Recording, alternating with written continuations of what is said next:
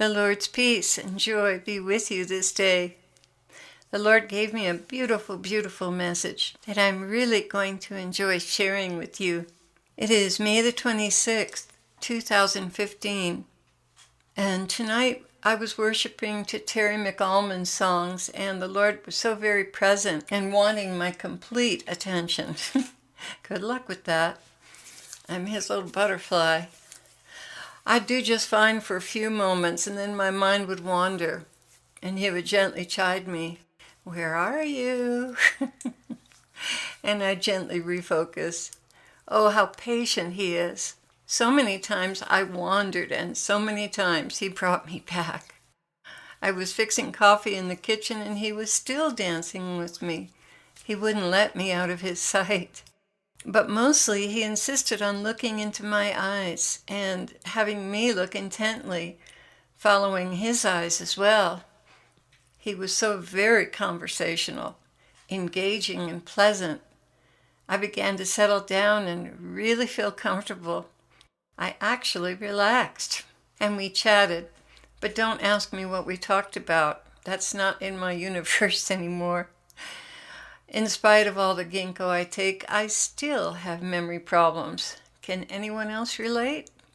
But as I was typing this up, I just remembered one exchange. I was going to change one of the songs. It was Jessica Kitola's song, "Here in Your Presence." And he said, "No, don't change it. I like this song." Isn't that just like a man? And when the line was coming up, "You are mine and I am yours. You are God and I am yours," he said, "This is my favorite part." I think Holy Spirit helped me remember. He doesn't need ginkgo. Okay, so getting into the message, Jesus began, "Oh, my sweet, sweet dove, how eagerly I look forward to your parting with the earth.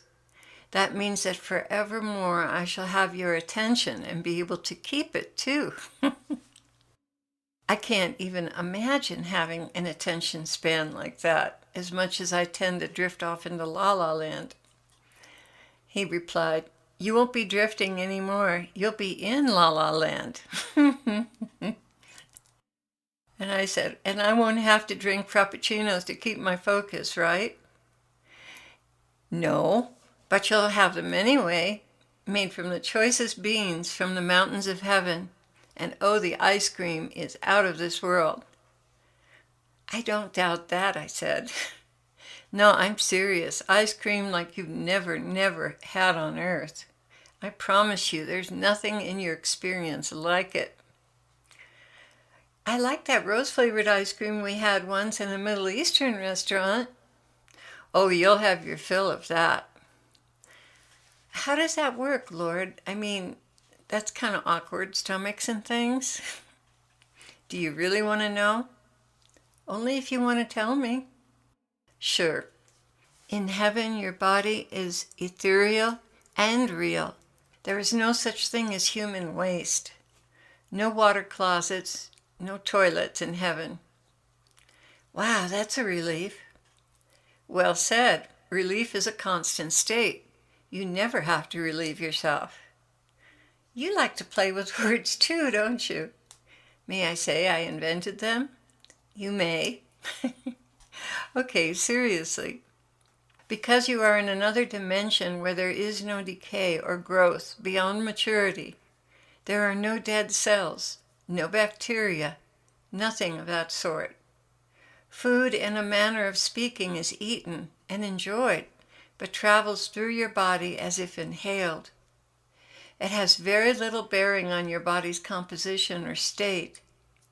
Good news, you won't get fat from sweets. You will always be as slender and as perfect as I made you to be. There are no hormonal abnormalities and no environmental stress on the body, mind, or senses. It's pure, harmonious bliss. Oh, Jesus, I miss playing my keyboard and the cello. It just about sends me into seventh heaven, wherever that is. Would you like to change the subject, my love? Oh, you're such a perfectly charming gentleman.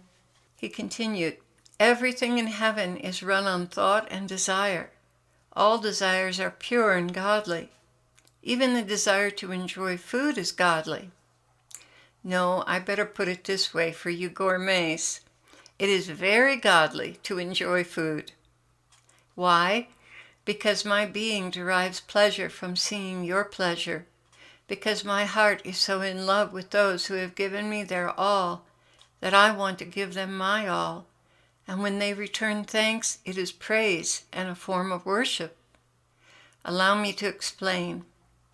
You see, when you appreciate, truly appreciate from the heart, knowing the source is me, when you appreciate anything, you are in fact worshiping me. On earth, I ask you to abstain many times because your flesh and carnal nature and the environment is so full of demons, it can very easily get out of hand and contaminate your desires with carnality. But not in heaven. There I delight to see you petting your lion and sipping your frappuccinos and delighting in the trees that sing to you. The trees sing to us? Oh yes, they love to sing to you. Don't you know all creation sings? You just haven't tuned into that frequency, but in heaven you will have access to all frequencies. Oh glory, what awaits you is beyond your ability to comprehend. But I delight in giving you glimpses. Back to food, Lord? What more is there to say? There are those employed in the preparation of food because they love to work with the flavors and sanctified senses that are stimulated by food. But in heaven, food never becomes the focus.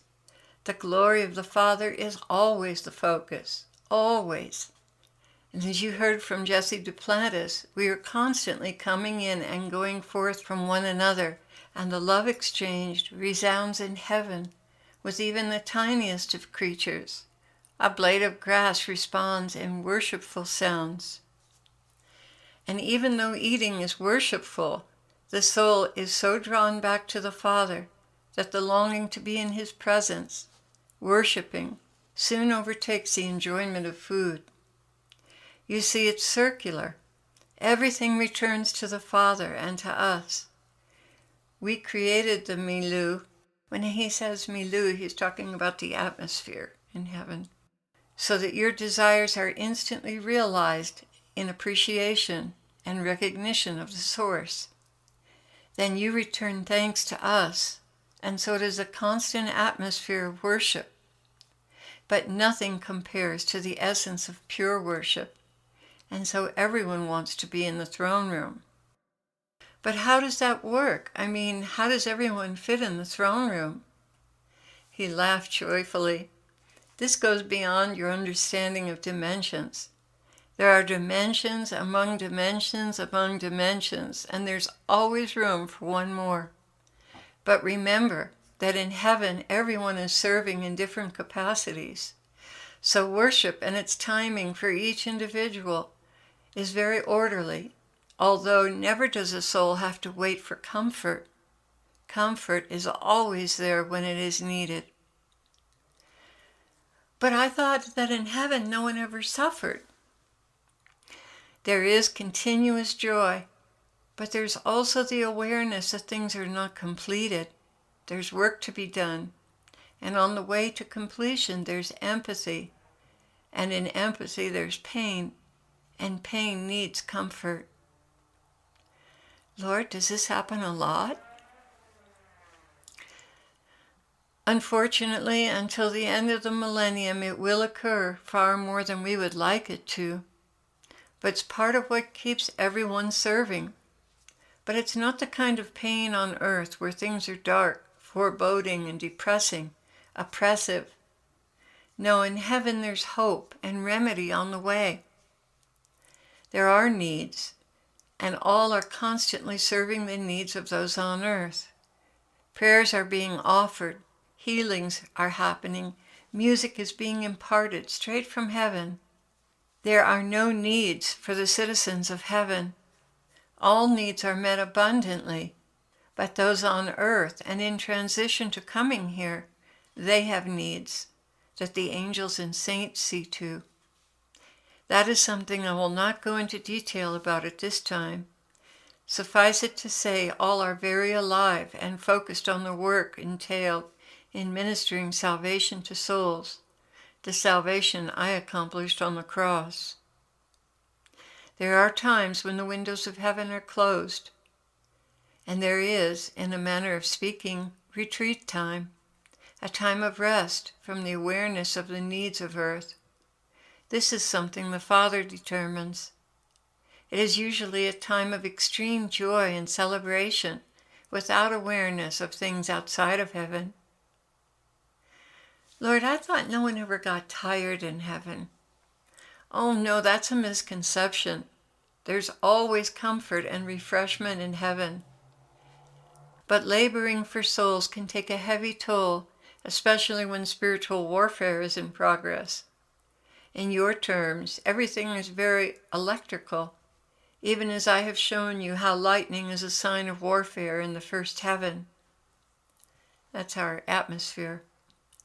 There are exchanges of energies that are damaging, but in heaven repair is always happening.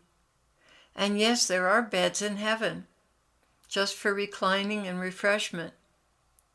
There are energy dynamics that on earth most are not familiar with. Why do you suppose I made us a hammock in the forest? I hadn't thought about that, Lord. Oh yes, there are times of refreshment and recreation, many such times. Clare, it is not to be imagined on this earth the delights I've prepared especially and exclusively for each soul. Really, I want to see them overwhelmed with wonder in my love for them. Now, my bride, I have given you a glimpse of the joy that lays ahead. Do not grow apprehensive as clouds appear on the horizon. Rather delight yourself in my promises to you. The darker it gets, the sooner my arrival. I impart to you this night the capacity for unending joy, even in trial.